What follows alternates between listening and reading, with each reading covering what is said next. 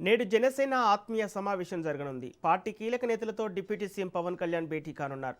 ముఖ్యంగా పార్టీ సభ్యత్వ నమోదు కార్యక్రమంపై నేతలకు దిశానిర్దేశం చేయనున్నట్లు సమాచారం. ఈ సమావేశంలో పార్టీ బలోపేతం, గ్రామస్థాయి కార్యకలాపాలు, సభ్యత్వ నమోదు లక్ష్యాలపై చర్చ జరిగే అవకాశం ఉంది. అలాగే క్షేత్రస్థాయిలో పనిచేస్తున్న కార్యకర్తలను ప్రోత్సహించేలా దిశానిర్దేశం చేయనున్నారు.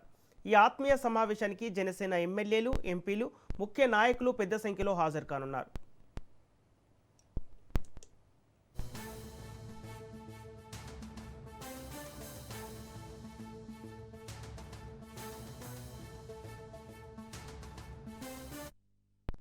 నేడు జనసేన ఆత్మీయ సమావేశం జరగనుంది. పార్టీ కీలక నేతలతో డిప్యూటీ సీఎం పవన్ కళ్యాణ్ భేటీ కానున్నారు. ముఖ్యంగా పార్టీ సభ్యత్వ నమోదు కార్యక్రమంపై నేతలకు దిశానిర్దేశం చేయనున్నట్లు సమాచారం. ఈ సమావేశంలో పార్టీ బలోపేతం, గ్రామస్థాయి కార్యకలాపాలు, సభ్యత్వ నమోదు లక్ష్యాలపై చర్చ జరిగే అవకాశం ఉంది. అలాగే క్షేత్రస్థాయిలో పనిచేస్తున్న కార్యకర్తలను ప్రోత్సహించేలా దిశానిర్దేశం చేయనున్నారు. ఈ ఆత్మీయ సమావేశానికి జనసేన ఎమ్మెల్యేలు, ఎంపీలు, ముఖ్య నాయకులు పెద్ద సంఖ్యలో హాజరు కానున్నారు.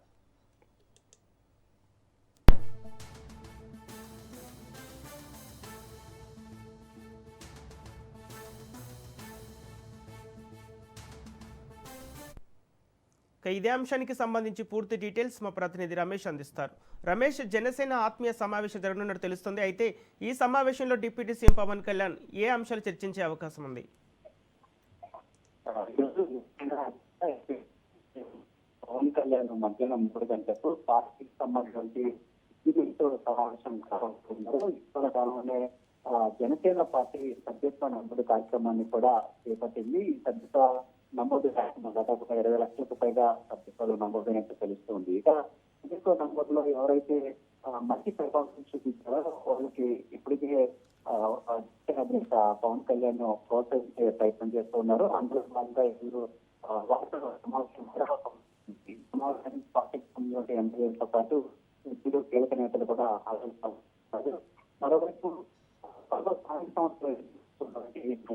స్థానిక సంస్థ ఎన్నికల్లో అనుసరించినటువంటి వ్యూహాలకు సంబంధించి కూడా జనసేన అధినేత పవన్ కళ్యాణ్ పార్టీ శ్రేణులకు దిశానిర్దేశం చేసే అవకాశం ఉంది. 2024 సార్వత్రిక ఎన్నికల్లో 200% స్ట్రైక్ రేట్ తో మొత్తం 21 ఎమ్మెల్యే స్థానాలు, 2 ఎంపీ స్థానాలను కూడా గెలుచుకొని జనసేన జీతం సృష్టించింది.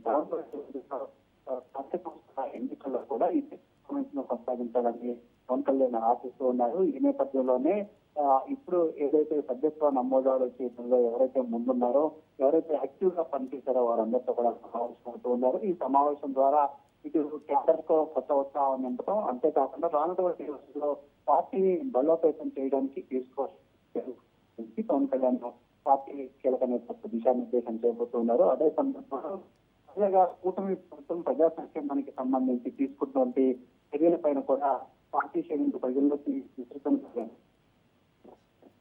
వారికి అవకాశం ఉన్నట్టు తెలుస్తుంది. మొత్తంగా ఈ సమావేశం ద్వారా పార్టీ బలోపేతం పెట్టారు. రానున్నటువంటి రోజుల్లో రాష్ట్ర వ్యాప్తంగా జనసేన బలోపేతం చేయాలని కూడా పార్టీ శ్రేణులకు దిశానిర్దేశం చేయబోతూ ఉన్నారు.